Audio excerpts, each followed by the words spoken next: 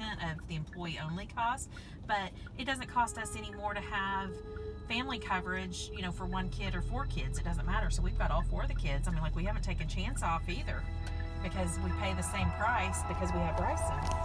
So, like I told him, Taylor can stay on our insurance until the month she turns 26. And so is she 24 or 5?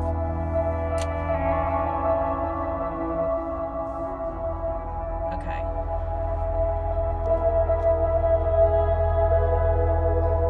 Okay, so she has a whole nother year she can be on her plan.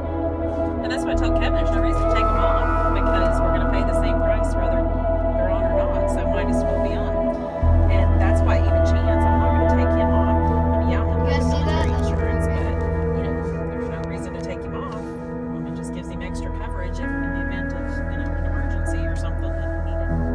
So, and he might not want to go to the military doctor.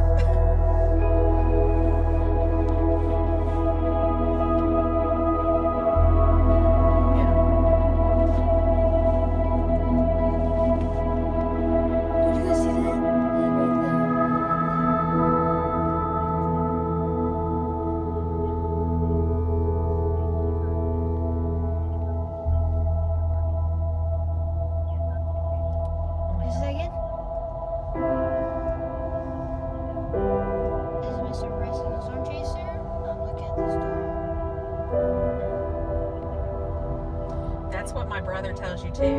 My brother would tell him the same thing. My sister-in-law was telling me that when I was talking to her. And she said, tell him it doesn't matter what he gets if he goes for a cold. He just needs to keep everything he does in the military. And she was talking about not just medical appointments, if there's any paperwork, any kind of contract, just any kind of a contract, like if it's a bonus, if it's re-upping, if it's orders that says he's going to do this or that, he just needs to have a folder. He just needs to put anything in it.